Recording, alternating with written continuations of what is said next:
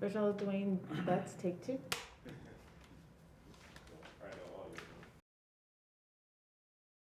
So for an audience who may be new to you, tell me the story of how you became a prison reform advocate. How were you introduced to this world? Yeah, I don't know if I would call myself a prison reform advocate. That's interesting because it goes to the origin story. You know, I never thought about like prison in terms of what does it mean to be inside there? What does it mean to have far too many people inside of prisons? Who those people are? I never thought about most of it until I got incarcerated. And I got incarcerated when I was 16, exactly 1 month and 3 days after my 16th birthday. I carjacked somebody, got arrested the next day, and went to prison. And the first thing I recognized really was, and I knew it. I knew how many black men were in prison. But when you're in there yourself as a kid, you understand it. One, because the people around you aren't your peers. They're like, you know, your older cousins, your uncles, your fathers. And there was a whole group of us who were in, you know, who got locked up as teenagers, and we got tried as adults. And so that is really when I started thinking about this as an issue, when I started thinking about looking at people who've been in for 5 years, for 10 years, for 15 years, people who became like my mentors, people who became my friends, who some of them had no hope of release. I think that's when I became a person that was seeking to reform the system while I was still in the system. And then publicly, I think somebody might say, if they were trying to create a timeline, they would say it happened when I came home and I was speaking about my experiences in a college classroom at University of Maryland. And it was a woman, her name was Liz Ryan. She was starting a campaign for youth justice. And she heard me speak and said, will you come and speak for me? I'm going to this meeting where they're trying to change a policy that will make it easier to send kids from the juvenile detention center to the prison. And so I went to the meeting and I talked. And at that point, I saw that words could change policy. And so I began to be more actively engaged in these conversations to reform and change the system. Based on your personal experience and scholarship, what does how we treat incarcerated men and women teach us about our country? You know, it's interesting. I mean, I think it teaches us a lot about our country, but it teaches us a lot about ourselves. We forget that when we incarcerate somebody, the state is doing it in our name. And I think that what it tells us is that we are willing to abide by all kinds of cruelty. And we don't have to think it's justified. If it makes it easier for us to manage the lives that we want to live, if it makes it easier for us not to ask questions about why a particular thing happened, we're willing to not have a voice against the practice. And so I think what it tells us about our country is we're a country that's still struggling to live up completely to its ideals. And we're people who are still struggling to live up completely to our own individual ideals of what it means to be a member of a community, what it means to care about those who have hurt each other, those who've been hurt, and those who just can't figure things out. What have you learned about the role that art and literature can play in transforming our law and politics? I don't know. I mean, honestly, like, it was really interesting. Pablo Neruda was a statesman. You know, it's really interesting when you imagine how art has played a role in other states. It's this poet named Shahid, and he's a Ukrainian poet. And I think about his work and how it's actively speaking to the conditions of his community. Before the war, during the war, like he's a vital, I think, member of what I imagine to be the Ukrainian creative landscape, but also a sort of understanding what it means for just regular people to walk around. I feel like in the United States, we have a disconnect from poems in that way. Like you could think about a long list of poets who might be more well-known, from Terrence Hayes to Sonia Sanchez to, to even somebody like Walt Whitman. But you got the contemporary poets and you got the older poets and you got the novelists who don't seem to be a part of the fabric of society. And so when you ask what role does arts, what role does literature, what role does poetry play in politics and sort of shaping the society, I would say we don't have a strong enough role. And one of the reasons is because we have to find a way, I think the onus is on poets to figure out how do you sing from the rafters? Like we sing, but sometimes to be heard, you gotta sing from the rafters. And I think that we're still struggling to make that happen. I think it's a lot of people who are doing really legitimate work, and sometimes you can see it more obviously in a visual artist. Titus Kaffar, Kara Walker. You see these people really engaging with what it means to be alive in the world. But you take somebody like Anselm Kiefer, who all of his work is a German visual artist. All of his work is really engaged with what it means to have a German father who was, who was in the SS. And what does it mean to live down those memories? And what does it mean to embrace a broader understanding of humanity? I think that visual artists, some of the best, set a real profound example. I think how, we can engage differently in the world and sort of make a bigger impact. Do you believe that the institution of the prison can be reformed? Is it redeemable? Look, man, I know people in prison for murder. I know a lot of people in prison for murder. If I believe that those people are redeemable, I think that any institution must have something of value that could be salvaged, right? I think that, when you talk to somebody who has caused a community, who has caused somebody they love profound pain, who has committed the kinds of crimes that I was locked up for. I went to prison for carjacking. I think that, we struggle to live in a world that believes that we could be redeemed. And I think we recognize, at least I recognize, the need for some kind of system that's a counterbalance that could be not a factory of despair and sorrow, but a place where you could go to create that pathway towards redemption. Your writing and legal work is obviously deeply informed by your family and community. How do you describe the Maryland of your youth? Oh, man, I grew up in a black belt. It's so interesting to think about Suitland, Maryland, and PG County, Maryland, and what it meant for me to be a 14-year-old and a 15-year-old, particularly because this is, pre-internet era. And this is really, my whole life was circumscribed by the 3, 4, 5 mile radius between where I grew up at and maybe as far out as, Northern Virginia. And it was not a landscape where we talked about poetry. We talked about Tupac, and we talked about Biggie, and we talked about Nas. We talked about go-go. It was a landscape that was dominated by sound and by music. I mean, I used to do backflips. I used to do black flips too. No, I used to do backflips as a kid. I mean, I used to do like 5, 10, 15 somersaults in a row. I think about my childhood landscape, and I know that it was crime and that it was violence. I know that we're talking about the 80s and the war on drugs. I remember the moments where we would go outside the next day and see the holes in the concrete and in the brick because, it was a shooting the night before. I remember when the whole neighborhood was shut down because it was a hostage situation. But those aren't the moments that define my childhood. The moments that define my childhood are, learning what throwback tackle is. It is really understanding what it meant to see a whole neighborhood of people who had to carry their clothes to the laundromat, walk 5, 10, 15 minutes to the laundromat because the laundry in the neighborhood didn't work. I learned a lot, from the community where I came from, but maybe the thing that I learned most of all is now that I think about it, is the world can overwhelm you.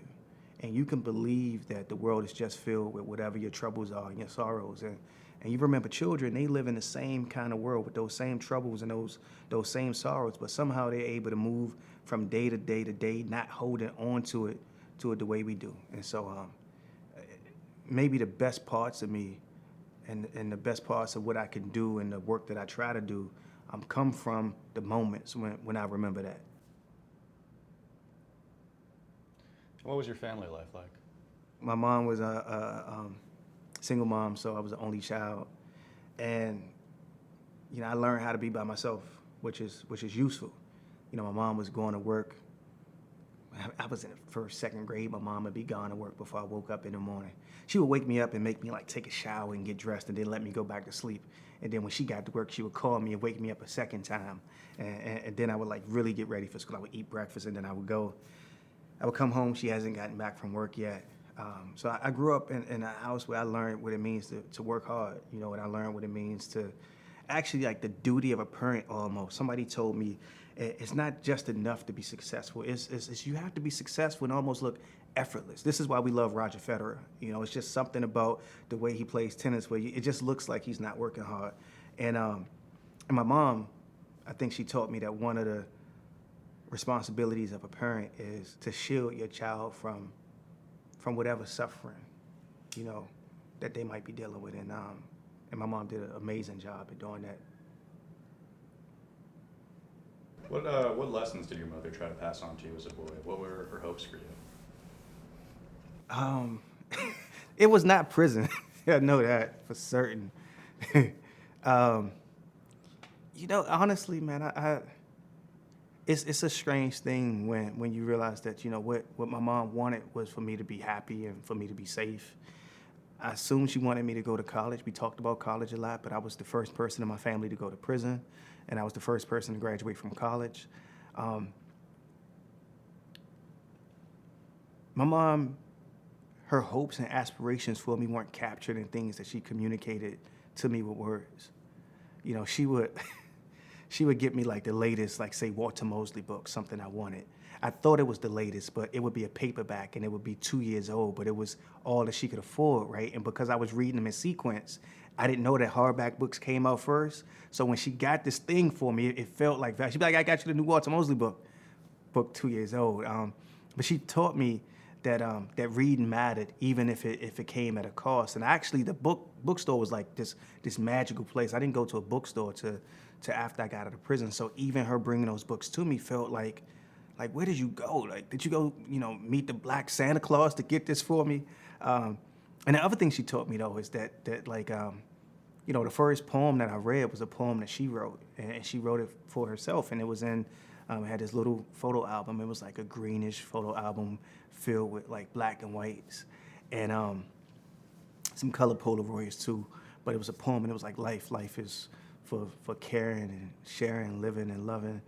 It was pretty much a horrible poem, but back then I read it and I just thought the lesson I learned from it was that you could have an interior life that deeply matters to you, and sometimes you could live in a space where, for whatever reason, the circumstances of the world doesn't let that interior life blossom.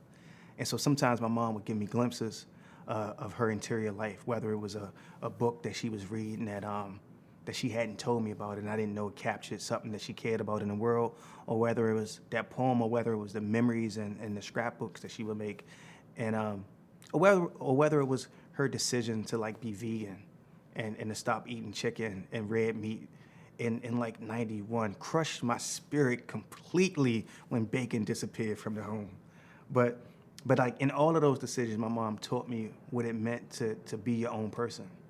You know, what it meant to hold part of yourself for yourself, but also sometimes to make decisions that the world saw and you did it because of something that you value, something that you principally thought was important. You grew up largely without your father, but you've been wary about some of the narratives around how that's affected you. How do you feel like his absence did and didn't shape you? It's interesting because I don't know if you missed the thing that you didn't fully know wasn't there. I think sometimes what we understand about childhood, we understand in retrospect. So growing up, I never really thought about it. It wasn't like a hole that was there. But I do think now, and I should say that when I was getting sentenced, my whole, you know, not my whole family, but I had some folks there, and they give you a chance to have people go to the stand and try to explain how you got here. And imagine that. Like, nobody in the courtroom knows how I got there. I'm 16 years old. I carjacked a man. I have no real explanations. I've never been in trouble before. The judge doesn't understand it. The prosecutor doesn't understand it. Defense attorneys doesn't understand it. And none of my family understands it. And we are playing a charade where everybody's supposed to pretend like they have an explanation. And they're asking me why I did it. And I'm like, you just told me that I was 16 and that I was foolish and that I was like impulsive. Why should I know why I did it? And so I'm sitting there knowing that people want an explanation from me, and I watch my folks, and they get up one at a time. Everybody but my mom, but I had an aunt, I had an uncle, I had a friend of the family. They get up and they keep saying a version of the same song. I did it because I didn't have a father in the house. And I was listening, and my back was to my mom because she was in the audience behind me, and I just thought, and them saying that, they're saying that my mother wasn't enough. And I remember standing up telling the judge, I don't exactly know why I did it. I'm not going to pretend to have like a real reason. I just made a mistake, and I apologized. But like, I didn't do it because I didn't have a father in the house. And I am a father now. You know, I think that my presence matters to my sons. I think that some of the things I missed is, you know, I've coached basketball in my community for 5-6 years straight. I mean, it's other parents who know me as a basketball coach. You know, I remember when I won that award, and they said, man, I saw you won a big award, and you a lawyer too and a poet? How come I never knew this about you? I was like, because I'm with your child from like 6 to 7:10, you know, one night a week, and on the weekend, I think it's not about, you know, everything else I might do. I think I missed some of that though, like what it means to have somebody that was in my life for just these things that mattered, because he believed they mattered. And you don't know what that means to miss that. Even now that I provided for my sons, even now that I think I provide some sliver of it for other young people that I interact with in the community, you still never fully know what it means to have missed that. And I don't know what the impact was. I think if anything, it just means that I don't have like memories of my dad kissing me and saying like, have a good day at school. You know, and I also don't have memories of my dad sad. You know, I don't have memories of my dad laughing. I think all of those things go into you becoming who you are. And maybe for me, it's allowed me to really believe that it's value. You know, I used to work in Philly, and I would come home every Wednesday. I would get on a train and come home just to coach, you know, just to coach. I talked to my boss and said, I need to come home on Wednesday because I'm coaching these 2 basketball teams. He looked at me like, I don't know if you need to coach 2 basketball teams. And he said, you could go home though. And I think those kind of things matter. And they matter to me, they matter to my children. And I didn't have it. And you know, such is life. What first drew you to poetry as a young man? What role did it play in your life back then? I tell people this story, and I don't know if they believe it because I'm not even certain if I believe it, but I know that it's true. I expected to go home. It was my first time getting in trouble. I mean, why wouldn't I get a second chance? I was a 16-year-old kid who was, you know, in the honor society. I was a 16-year-old kid who was the class treasurer. I had braces, right? I just really expected to go home. And when the judge sentenced me to 9 years in prison, I just remember being in a holding cell asking myself, what do you become after 9 years in a cell? I had wanted to be an engineer. I planned on going to Georgia Tech, being an engineer, and a point guard for the team. I was going to have a growth spurt. That didn't happen.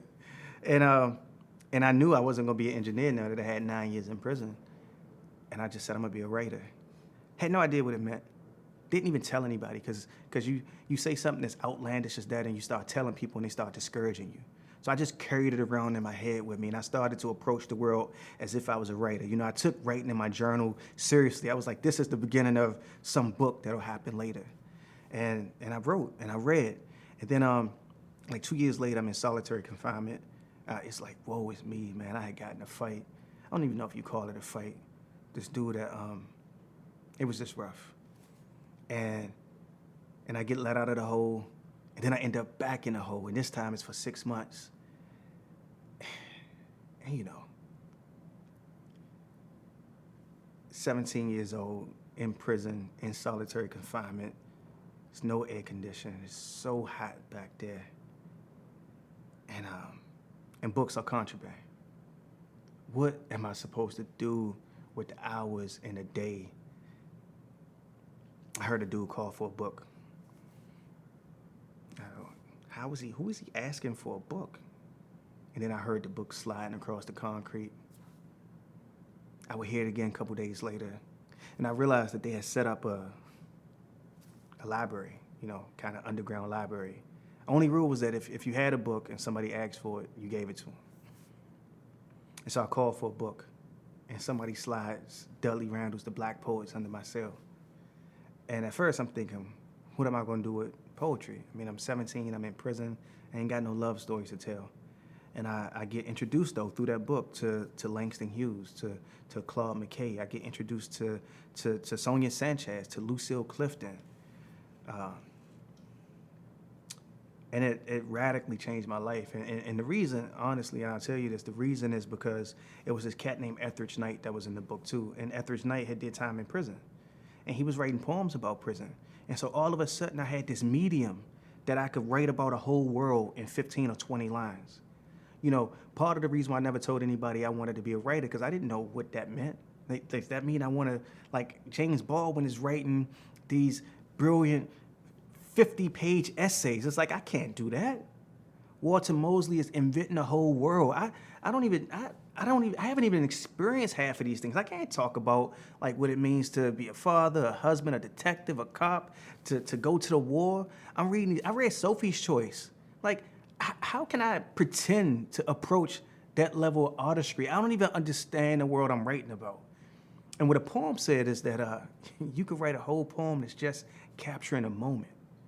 And reading Etheridge Knight's poetry, what he said was that the things I was experiencing, desiring to teach myself Spanish because I heard a brother on the rec yard speaking Spanish, watching this kid jump from the top tier because he didn't want to get raped, fights, cooking meals together, the hope, the desperation, struggling with what landed us in prison cells. Like he was writing poems about all of that. And he was writing poems about this 16-year-old kid that was in prison named Gerald. It was this piece called For Freckle-Faced Gerald.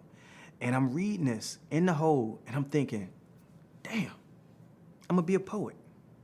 And it made sense. And then I took to it. Like I'm obsessive compulsive. You know, I wrote 1,000 poems over the next 6 months. I wrote so many poems. I said, I'm gonna make a book, and I folded it all up, and it's a stack like this, and it's sometimes 3 poems on a page. I mean, I was getting request forms and writing the poems on request forms, and I ripped up a sheet and I threaded the book, and I was like, this is my book.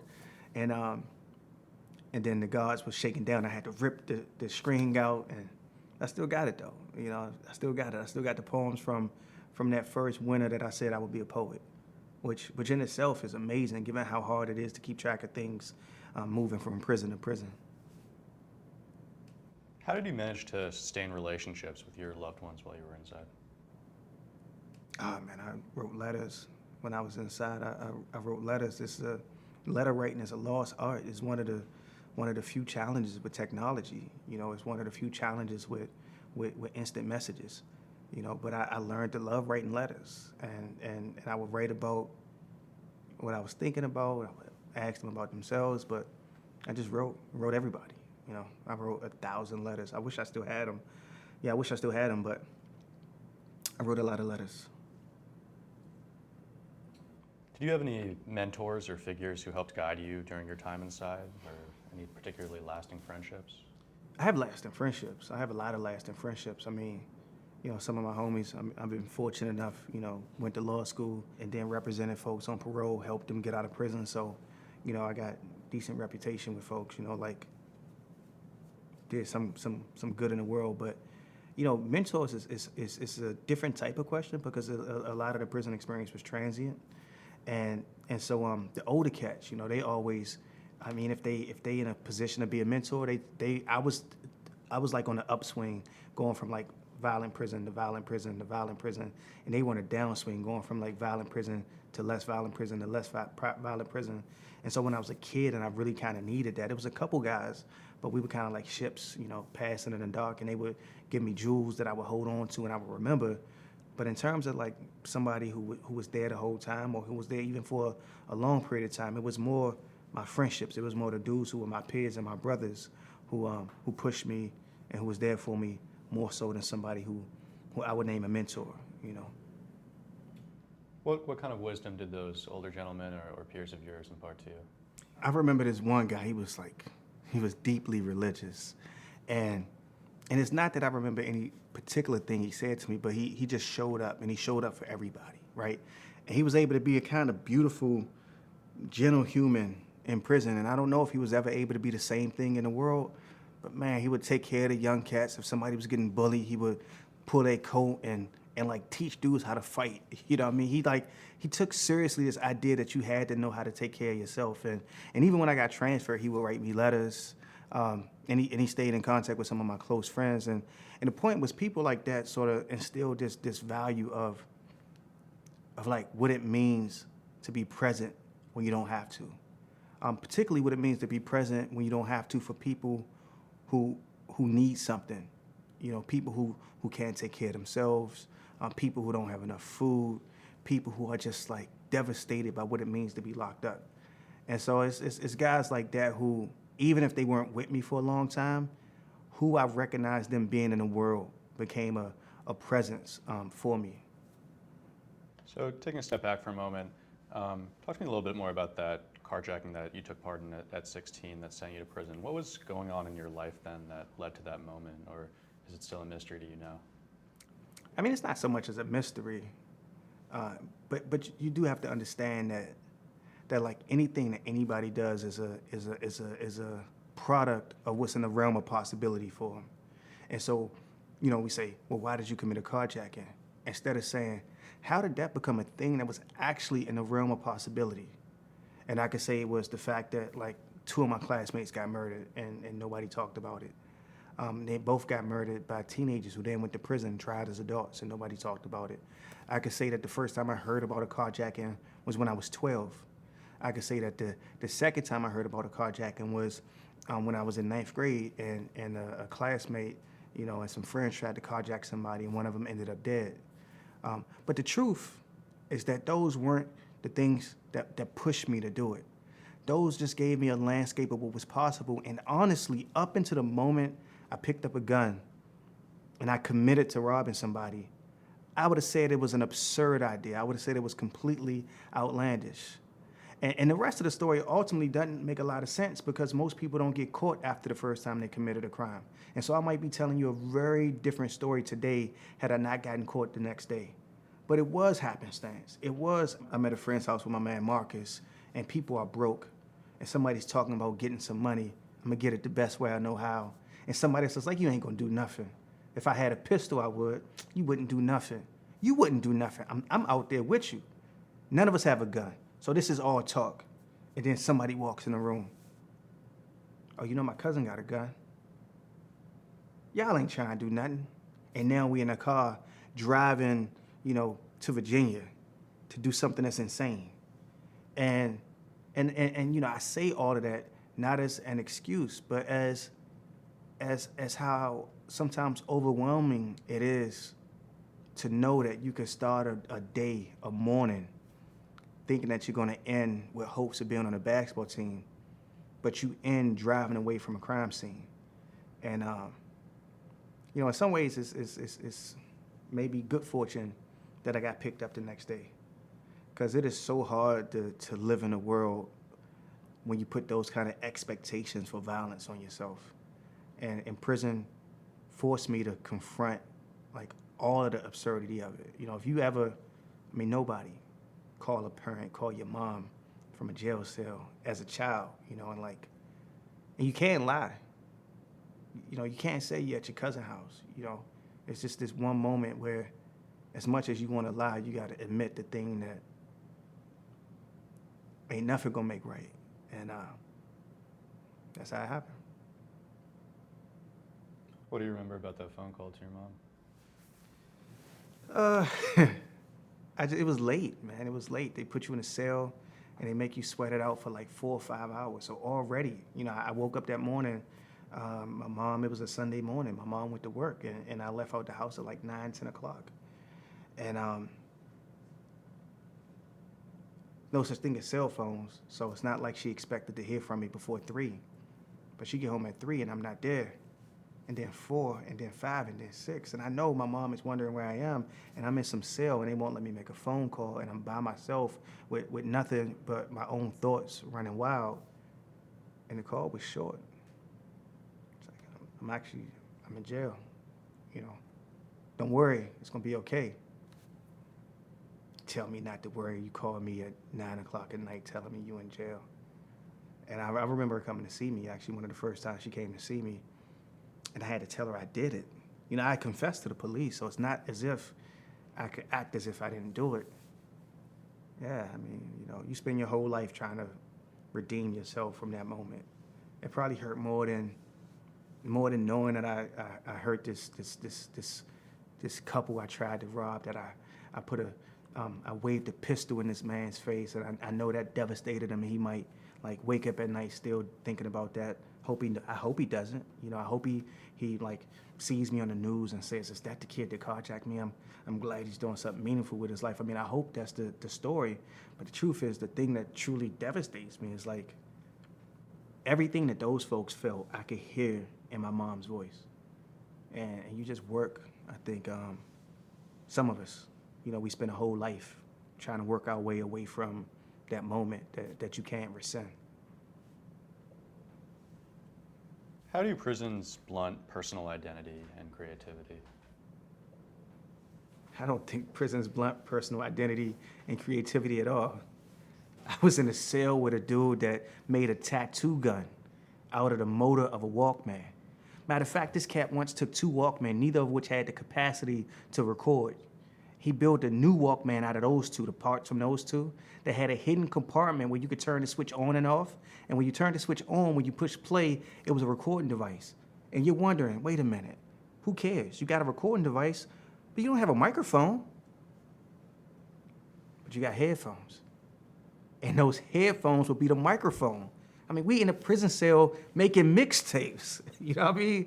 Like this dude, he had the schematics for every television, every Walkman, every CD player that had been released in prison in the past 20 years.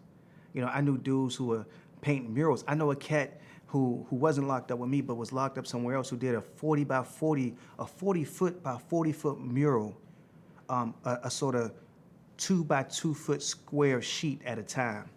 And he mailed them out. And then when he came home, he couldn't see it until he came home. This cat named Jesse Crimes, he came home and then put it all together and saw it for the first time with his audience. You know, I mean, I've seen people do wondrous and miraculous things. I know people who've written novels in prison. I mean, you know, so I know people who became somebody in prison. I mean, somebody respected. So I don't know if I would say that prison blunts creativity. I would say that prison creates more challenges than you could imagine.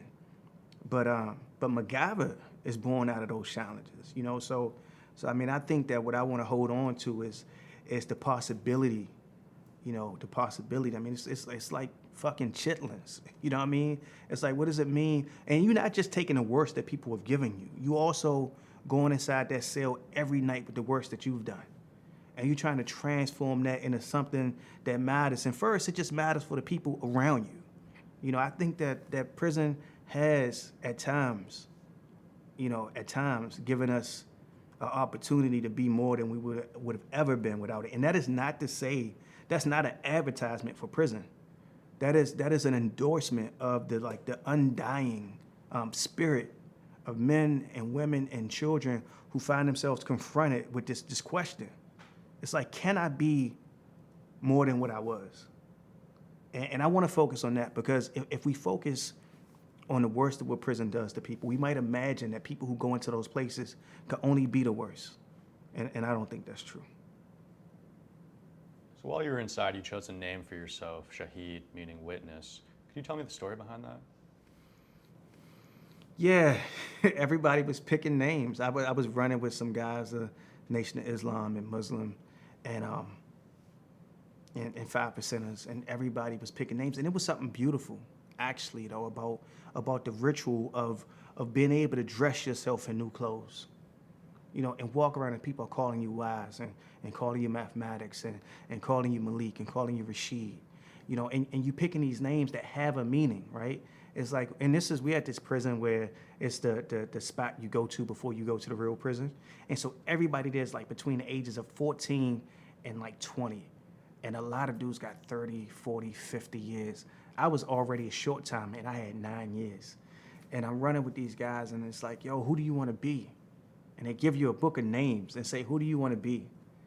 And it became an opportunity. You know, I walked into prison with my father's name, and I wanted to be somebody else. I wanted to be somebody who hadn't called his mother 9, 10 p.m. to say I was in jail. And it took a minute for me to find a name. I mean, I took it very seriously. You know, then I decided to be like Prince. I found one, and I was like, I'm not gonna push my luck. I'm just gonna stick with this one. And I chose Shahid because, I mean, what is a writer if not a witness? And I thought to myself, I was looking around me, and at first I thought, like, I really didn't belong here. And then I realized none of us belonged here. But what story do we have to tell from being here? And so, you know, sometimes you get lucky. I wouldn't even be a poet if I'd have picked like Rashad or something, you know. Oh, I might have ruined my life, you know. Instead, I would be a mathematician. So, yeah, I picked the right name for somebody who would end up a poet. A lot of your work is about the afterlife of prison. How did the label of felon continue to follow you even after your release? I mean, all of the obvious ways. You know, it's hard to get a job. Sometimes you can't rent an apartment. They ask you on your college applications. I got denied a full tuition academic scholarship to Howard University. But in other ways, too, ways that are harder, really, to talk about. You know, like the first time you tell somebody that you just met who you've come to love, or you think you might come to love. So it's too early in a relationship for anybody to make a commitment. And yet, if you don't say this thing, I remember telling my wife, I told her on our second date, we're in the car. I was such a fool. You never get in a car with a woman and say, look, I got to tell you something. It's like, no, this is not the place to be like, I got to tell you something. You on a second date. You know, I should have did it out in public and be like, yeah, I wanted to talk to you about something. But I'm like, I got to tell you something. She's probably looking like, what does this fool got to say to me? I liked him too. He about to mess everything up. And I told her I you know, just came home from prison and I served 8.5 years in prison. And she went on the third date with me, so, and a fourth. And I proposed, and she ended up saying yes, so it worked out. But the thing is, I had children. You gotta tell your children, you know. The thing is, like, it's something that you don't just carry in the world. It's something that everybody who loves you carries in the world. And it's easy for me to reduce what it means to carry that in the world to, like, Howard not giving me a scholarship, or this organization not giving me a job, or that organization not giving me a job, or me having to explain myself in front of these admissions officers. But that's not the thing, you know. The thing is, like, I know that I made a decision when I was 16 that, like, my children, if I'm fortunate enough to have grandchildren, my wife, my mom, like, everybody who loves me carries that with them. And it is no amount of success that makes, you know, you would just give it up. You would be like, I would rather not carry that thing. I'm okay with, like, just having a job and not having that particular story and not giving everybody else that particular story. But, you know, unless I move to, I don't know where I would move to. But unless I move to another country, that's the story I got, you know. And what about personally on the internal level? What are the ways that your time inside continues to shape your inner life? I mean, you know, it shapes who I care about. I think it informs who I care about. I don't know if my time, it informs who I care about. I have friends who are still in prison. It informs the work I do. You know, it informs, I mean, it is just a part of me in some troubling ways and maybe some profound ways, but it's just a part of me. Tell me more about your relationship to Rez. How did you two meet, and how has that love transformed your life? Yeah, I met my wife in a bookstore. I was working in a bookstore. I took a pay cut to take that job, too. I had been working somewhere else, and then I got offered the opportunity to apply for this job at the bookstore, and it was more responsibility. The owner knew I had been to prison, so I wasn't concerned with that. And I love books, and so I took this job at the bookstore, and yeah, she came in one day, and she was, you know, lovely, and she was, like, smiling, and it was 9 o'clock in the morning, and she just seemed, you know, just really happy with the world, right? And I remember she was like, can you help me find a book? Do y'all have this? And I was like, yeah, we have it. I had no clue. I was like, if this is gonna work out, I gotta gamble from the very beginning. Like, I gotta fulfill all of the expectations. I was like, we got this book. And we had it on the shelf. It was an African American studies book. And, you know, we talked. I read her a poem. Oh, man. I was like, yo, you like poetry? Let me read you something. I read her an elegy, which is not the kind of poem you should read on a first meeting, you know. But I read her a poem about a friend of mine who got murdered in high school. And Yeah, and then we would meet about 5 or so months later. We were both students at the same community college. We were both working full time, so we saw each other on that day, September 19th. And then we ended up getting married 3 years later on September 19th. But we saw each other on that day in the bookstore, and we didn't see each other again until May.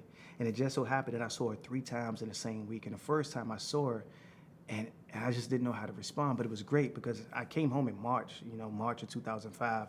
I met her in September 2005, and I hadn't even been free long enough to understand anything about the world. So it was probably perfect that we didn't even really start dating at that time. I saw the first day, and I saw the second day and the third day. I was like, yo, you gotta go. I mean, this is fate. We saw each other 3 days in a row. And she let me take her out. And then when she let me take her out, the professor who had sent her to the bookstore to buy that book for his class, that professor comes into the vegan spot where we getting food at. And I'm like, oh, this is it right here. You got me for life now. She laughed, but I was telling the truth. You work really hard, man. You do this thing. You do this horrible thing, and you do it big, and you want to walk into the world and have people see you as however you might imagine seeing yourself. Like, you want to be able to talk to one person who, when they find out that you've been in prison, that is not the most interesting thing that they believe they know about you. And on our second date, I told her, and even though she knew very little about me, she did not believe that was the most interesting thing about me. And I think that you need somebody like that, or you're just fortunate if you have somebody like that. And I've been fortunate to have somebody like that. And if I'm, I try to be that for her at least a little bit, She's like way more kind and generous than me. I'm a bit self-centered. What has fatherhood been like for you? What lessons do you hope to pass on to your sons?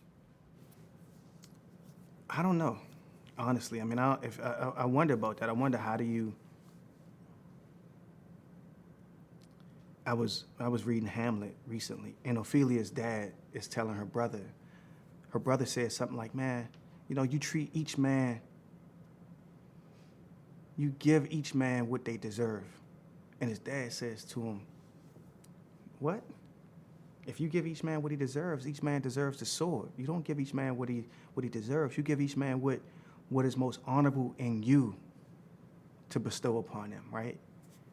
And it's wild though, because in Hamlet, this Ophelia's dad is kind of foul.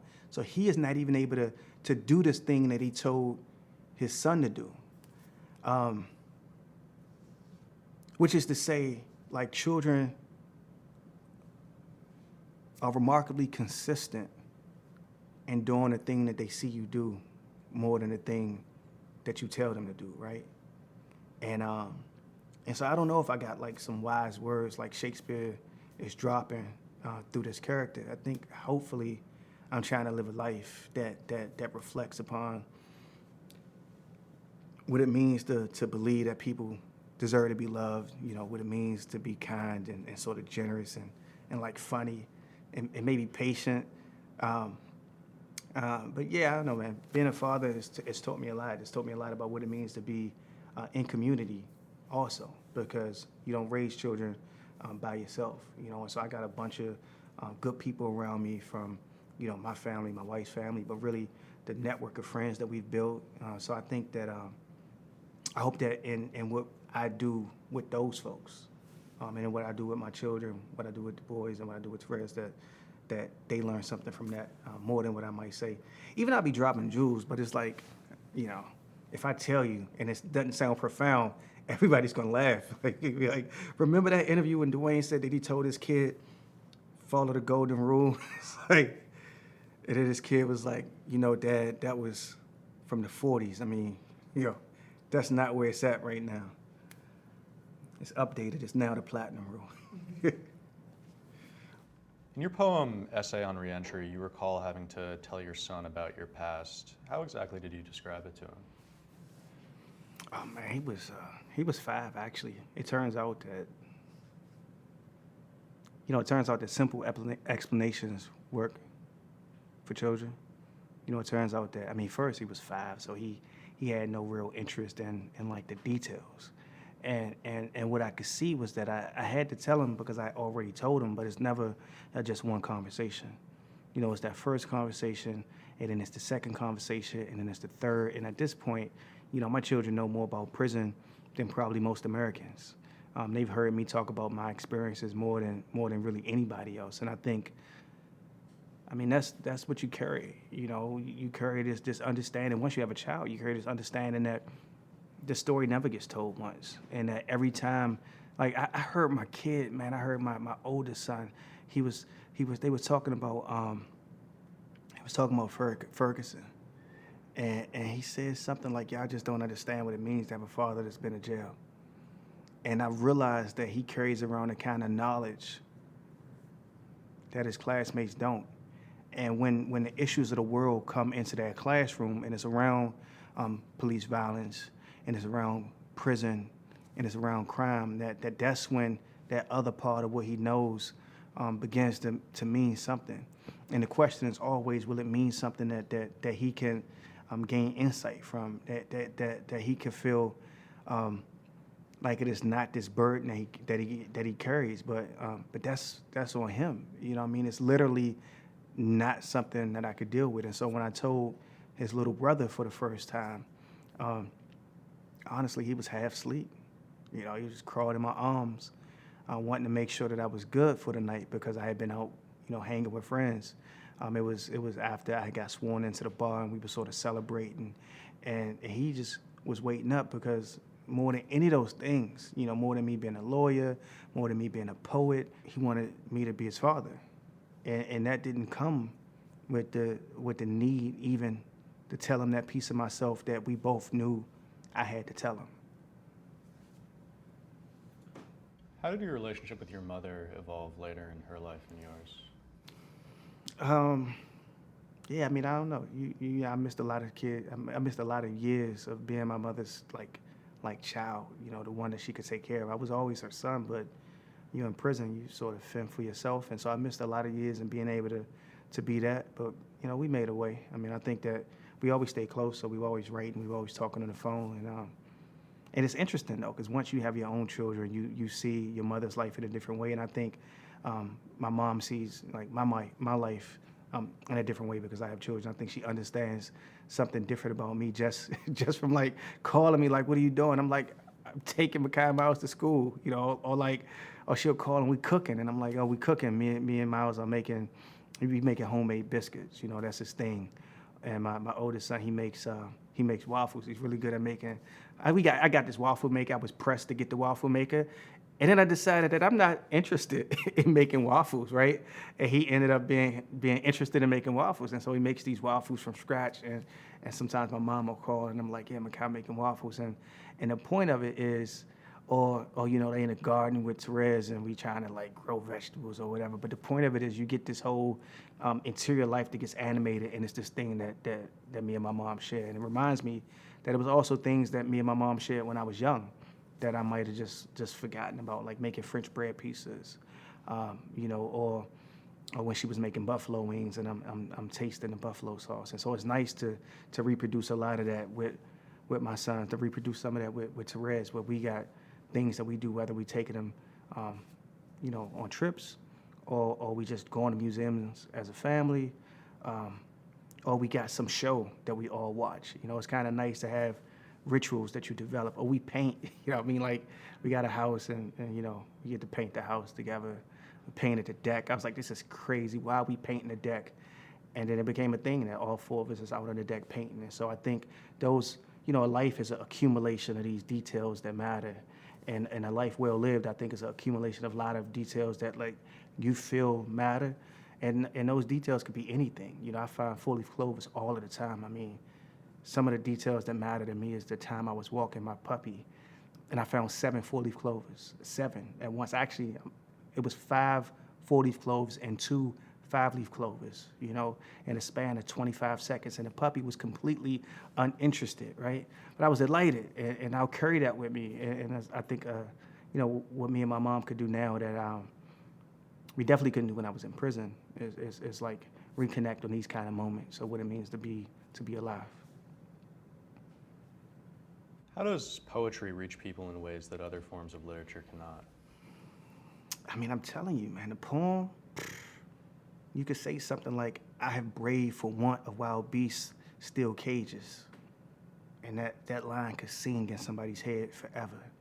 You know, I mean, a poem just has the ability to capture something with the music, with the sense. It's the end of a Lucille Clifton poem that says, come celebrate with me. Every day something has tried to kill me and has failed. And I remember sending like every woman I knew that poem on Mother's Day 1 year from prison. I mean, a poem could just give somebody a whole world in a moment in a way that no other medium can. You got to spend time with a novel, and you get that time gets rewarded. But a poem, you know, you can sing it once, and a person could carry it around with them forever. Are there particular lines or particular poems that you've carried forever in that way? It's a lot, you know. They come up mostly like, what did I know? What did I know of love's austere and lonely offices? And that's from Those Winter Sundays by Robert Hayden. Or the Nikki Giovanni poem that ends with the lines, and they'll never understand that black love is black wealth. Like, it's just these lines and poems that, man, some of those poems I first read in solitary. You know what I mean? Like that's the beauty of a poem, is that you carry these pieces of it with you, and you can, if you choose to, bring them up when you need them. Who do you see as the audience for your own poetry?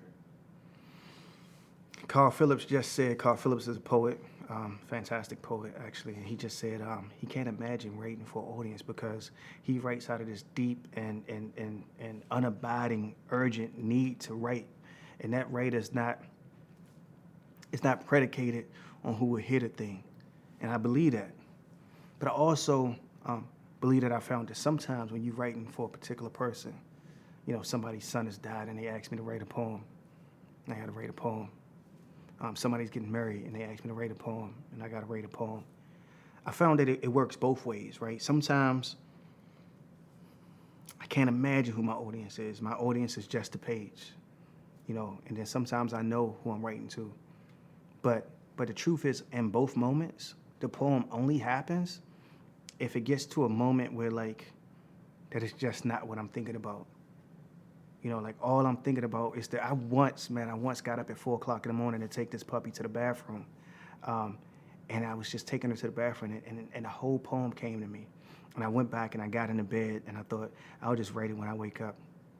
And I couldn't. I closed my eyes and I opened my eyes back up, and I took out my phone and I literally typed the whole poem right there. And it was a good poem, too. It was about, you know, what does it mean when your urge to do something just cannot abate, and what does that kind of joy mean? And so, yeah, poems do something to us. Is that typical for you? What exactly is your process for writing poems? Do you start with an idea, a turn of phrase, a moment of inspiration?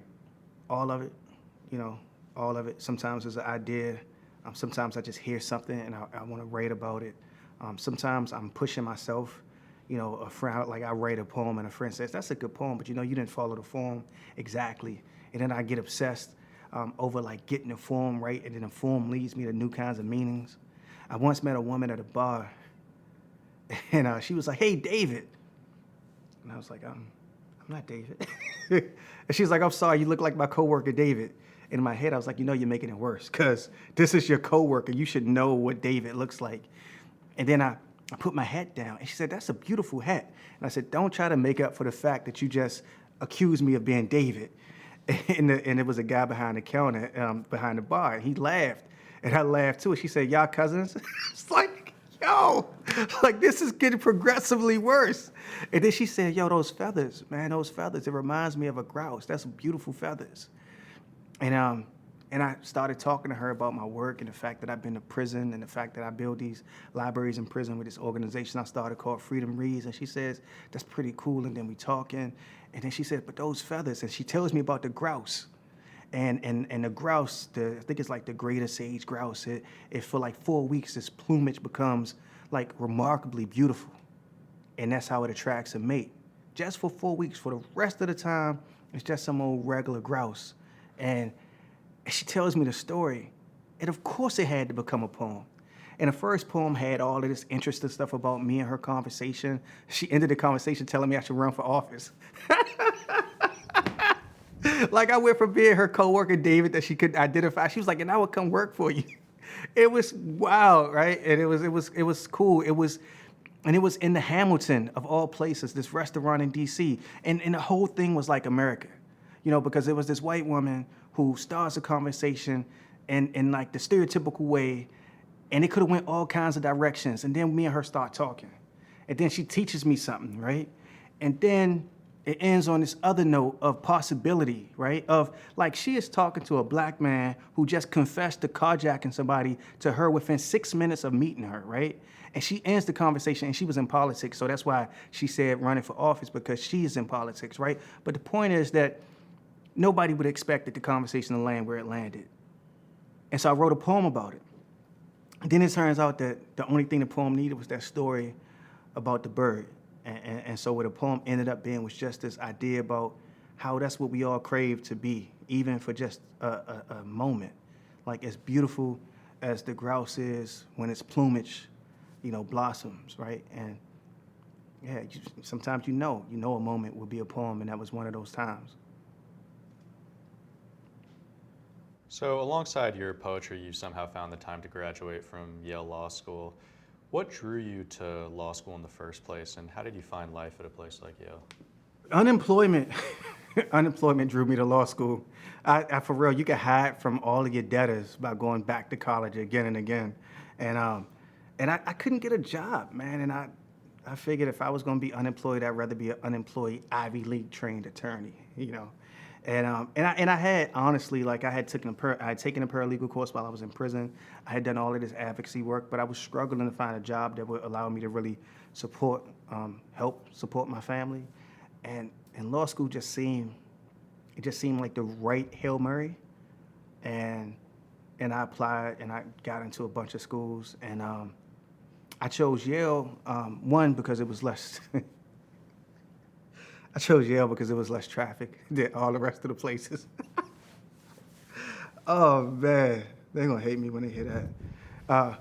But I loved the school. I got to be in the clinic in my first year. I got to work in the public defender's office. I had great classmates. I mean, people that I cared a lot about. Teachers that pushed me. And I like the New Haven community, honestly. I think it's like this college town, but it's like not a college town. When I talk about coaching, I'm not coaching like I'm in the community. I'm coaching people that just live in New Haven. And so I love my experience. And it didn't end the way I thought it would. I thought it would end as me being a public defender. I thought it would end as me like actively practicing law on a regular basis, but it was hard. It's just like watching people, your clients, and watching them go to prison. I just couldn't deal with it. I couldn't deal with people on the front end of the system not having the ability, not having an audience for their redemption.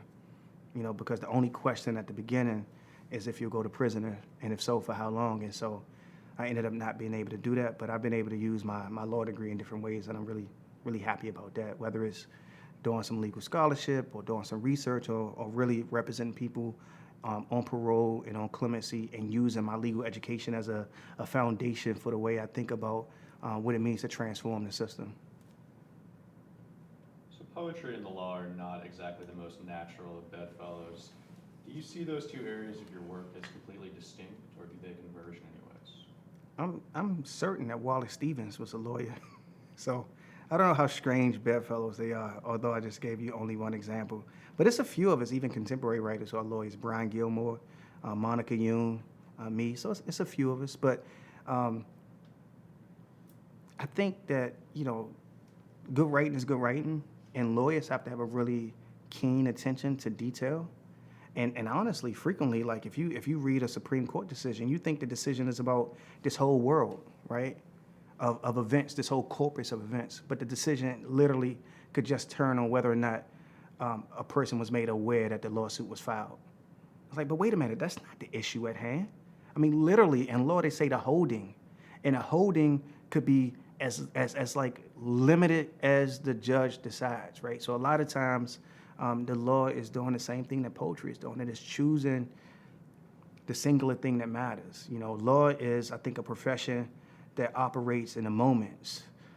It's not like being a novelist. You know, if you wanted to compare kind of writing to the law, I think it would have to be poetry. It's obsession with the arcane. You know, it's obsession with the smallest details for the micro over the macro. So I think, you know, I think they are like, it actually was the best choice for me in terms of not losing my poetry as I sought to get a different kind of set of professional skills. I don't know if I would be as good a poet as I am now had I become even if I had become an anthropologist, you know, because the lawyer is a journalist in the same way that the poet is. You know, I've written poems about all kinds of things that I don't know as deeply or profoundly as I would want to. And it's only the law that kind of really encourages that kind of, you know, absurd obsession with knowing a little bit about a lot of things. What did you learn about our criminal justice system from your work as a public defender? It is unforgiving and challenging. I once had a case where this kid had robbed another kid, and the police had a photo of the kid who did it, and the mom wanted to see it, and at first she kept saying, "Let me see the photo of that devil. Let me see the photo of that devil. I told you about hanging with those devils." And the cop is like, "I'm gonna go get the photo," and they go get the photo, they get it, and they pass it to her. She says, "He could be my son." I mean, she said it like so low under her breath that the police didn't even hear it. They said, "See, I told you, that's that devil." They didn't hear her gasp when she looked at the photo and recognized that he could be her son. And I think working in the public defender's office reminded me that the system doesn't give most of us the opportunity to have a realization that this woman had. And I used to call her, you know, she wanted to talk to me. And we talked long time, you know, before the case got settled. And it ended up being settled without my client going to jail. You know, it ended up being settled with him having a felony conviction, but he didn't go to jail, and he could have easily, you know, got sentenced to 5, 6, 7 years in prison. And I think part of the reason why, I know a huge part of the reason why he didn't go to jail was because this woman recognized that he could have been her son. You know, so the public defender's office taught me that there's not enough space in our system for us all to have that recognition. What has it been like for you to navigate these elite and often elitist literary and academic establishments? Have you felt appreciated, tokenized, understood? I have been fortunate, really, to travel in some pretty interesting circles since I've been out of prison. And in a way, you know, it's hard. You know, you listen to me talk or you read something I read, and you might say, I've had more opportunities than a lot of people who haven't gone to prison. I mean, I have, you know, been a student at some of the best universities in this country. I have been welcomed more often than not. I have been able to build relationships with some people who I never thought I would be in the room with. And I don't know, I just feel like the world is a generous place, even when it could be a hard one, even when it could be a cruel one. I think, I don't know if I think the institutions are necessarily elitist. I think that the institutions are filled with people, and that those people come as they come, just like prison is filled with people. I feel like I've never been in a place that I didn't feel like I could find some way to be welcome. And to be welcome when like I didn't deserve to be welcome in that place. You know, I think a lot of times we had this notion that we are owed something by the world, and because we think we're owed something by the world, we don't recognize grace when we have it. And me having a bunch of felonies and me having served a bunch of time in prison has made me, has like honed my ability to be grateful for the opportunities that I've had. And I think it's honed my ability to be far more forgiving of folks, because folks have had to be far more forgiving of me. Over the past decade, there's obviously been a great deal of discussion and protest, and in some cases even legislative action around prison and policing reform. Do you see this as a tide turning, or do you sense a backlash is afoot? I think it's both. I mean, ultimately, you know, it's a tide turning, but we still haven't like answered some really crucial questions. I mean, we don't have a public narrative that counters the Willie Horton story. We don't have a public narrative that says that one of the foundational principles of this country is mercy. And I think that because we still lack that public narrative, it's always this tension. How do we respond when car thefts go up? How do we respond when it's an uptick in people jumping the turnstile? I think that it's these questions that still have to be answered, and answering those questions will decide whether or not it'll be a backlash. A lot of these reforms have centered nonviolent drug offenses, but nearly half of all people incarcerated are there for offenses classified as violent. What do you make of the way that the legal system defines violence, and do you think of these offenses as categorically different? It's not.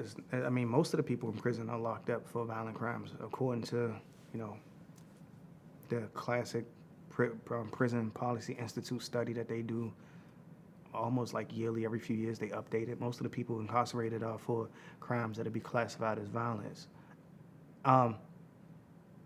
Do I think that the nonviolent crimes and the violent crimes are categorically different? I don't think they're categorically different, but I do think that the public is really willing to hear, like, let's not lock people up who have committed nonviolent crimes, and less willing to hear what does it mean to grant mercy for somebody who has committed a violent crime. And what does it mean to treat all of these folks as individuals? And what does it mean to recognize that we need a system that handles all of these situations in a profoundly different and better way? I served 9 years in prison.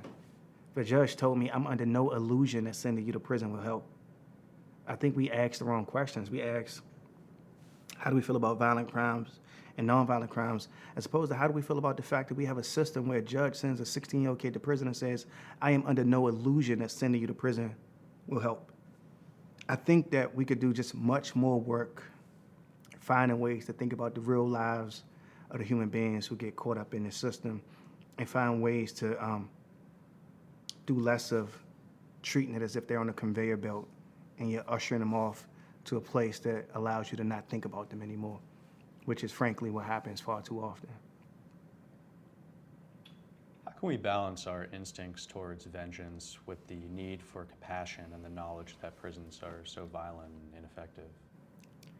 And again, prisons are violent, but it's not that prisons are just violent, and it's not that prisons are bad because they're violent. It's prisons deprive you of your ability to thrive in the world. And the question is, what would be a better way for you to pay what you owe to society, to your victim, to your community? Is it just sitting in a box for 5 years, for 6 years, for 7 years? I don't know if prison is even motivated by a need for vengeance. At least that is not what we articulate as the reason for prison. Like, publicly, I think most people think when they say I'm for incarceration, they're thinking about vengeance. But the system is thinking about things like deterrence. They're thinking about things like decapacitation, right? They're not thinking about vengeance. A prison sentence is not supposed to be motivated by vengeance. And so what happens is you got a disconnect between what is motivating a lot of the people on the street who call for more people in prison and what is motivating the prosecutors and the judges who make those decisions. And neither one of those groups is really thinking about what would it mean for people to actually pay what they owe. What does it mean to articulate what it is that you owe? That's a profoundly, profoundly difficult question, and it's more challenging, and I think it's so challenging, in fact, that we ignore that question for other questions. And by we, I also mean me. It is a much more difficult question. Well, I hate to pose it to you now, but in an ideal world, how do you think we manage harm? Frankly, as complicated as it is, I think that we have to put real downward pressure on prison sentences. Cap every sentence out at 20, 25 years. And then you have to figure out how to make the system better, because there's no longer the illusion that you could just send people off to never return. 2, I think that parole boards, they have to truly be empowered and charged with seeking out the redemptive qualities of the human beings that come before them, to make decisions based on that and not be so afraid that they might release somebody and something bad happens, since that's not often the case. That's not the case the majority of the time. And then finally, I think the staff, the people that run prisons, they have to actually be empowered to be a pathway to rehabilitation, be charged with being a pathway to rehabilitation, and had budgets that make that a possibility. I think all of that would sort of shrink the system dramatically, but I think it would change and transform how everybody interacts with the system. One campaign that's been resurgent of late has been the movement for prison abolition. Do you see abolition as a North Star? I see freedom as a North Star, and I see abolition as, I actually don't like to use words associated with slavery. It's just my pet peeve. I don't like to compare my time in prison to Frederick Douglass's time enslaved. I just think it's a hard metaphor, and I don't, I believe that the people who work on abolition are doing profound work and really important work, and they're changing the narrative about what's possible, and I think we have to have people doing that. I think it's important. I think it's important. But I also,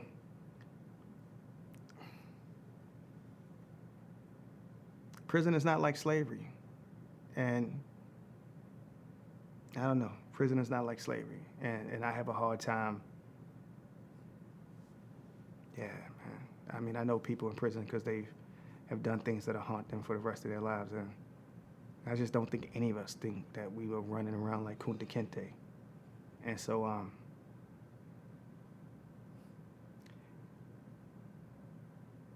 the North Stars is what you chase for freedom. And I associate the North Star with Frederick Douglass, with being in the antebellum South when all you did was be born. I don't associate it with what I experienced because I called my mom in the middle of the night, damn near, telling her I put a pistol to somebody's head. And since you live in a world where people will tell you they love you, and then you realize that they are choosing to characterize what you've done in a way that allows them to avoid staring at you. They've clothed you and all the symbolism that erases all of the shit that you spent so much of your life trying to redeem yourself from. And sometimes when people talk about abolition, I believe that they don't see me. And I'm not trying to be ungenerous. I'm not trying to be contrarian. I'm just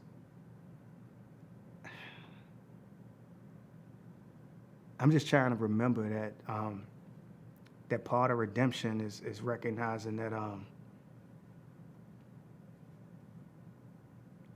that a person has to matter in a way that reaches past the easiest of explanations. And so, and anyway, the folks like Dr. Ruthie Gilmore, the folks like Angela Davis, Dr. Angela Davis, the folks that I know who are abolitionists and who helped develop the framework for so many others. I think that when I'm at my best, I see the world the way they see it.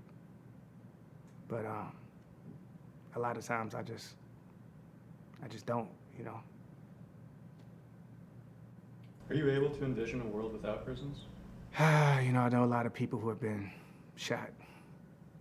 So, I don't know. I think I would first want to envision a world without violence. I wonder if we asking the right question. One of my favorite rappers got this line. He says, they want beef. He says, they want peace. Tell them dudes to bring my homie back. Like I just think of some other really difficult questions. Just this book I thought was deeply powerful. It's called La Rose by Louise Eldridge. This man, he kills he accidentally shoots the son of his sister-in-law. What do you do after that happens? And some people saying that he did it on purpose, it wasn't an accident, that he was drunk, that, it was negligent, that he should go to prison. And some people saying, no, of course it was an accident, but it doesn't matter. Like, what do you do? And like the next scene in the book, him and his wife are taking their son to his sister-in-law. It's like, he's your son now. And maybe I just think that the world without prisons is not as interesting a question. Because that question doesn't make me weep, right? But reading La Rose and thinking about what it means to have accidentally murdered a child.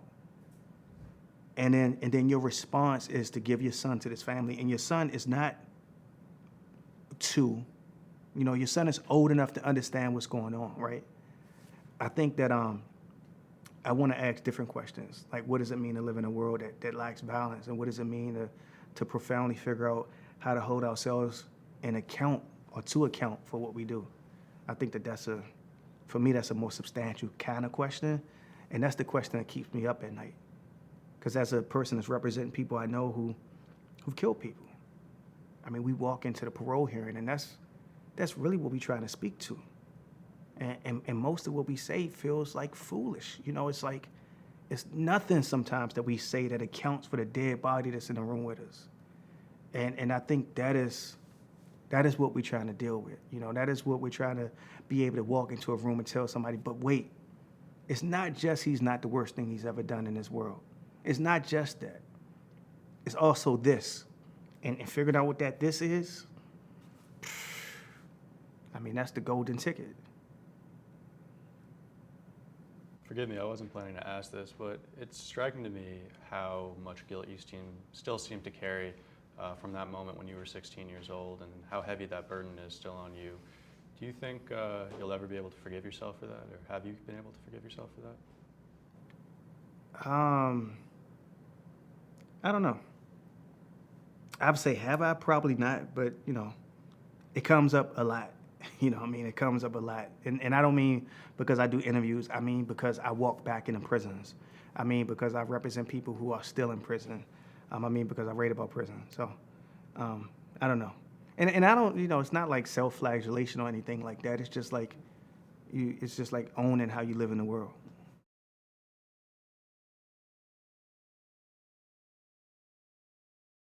For a bail denied, I won't tell you how it ended, and his mother won't either.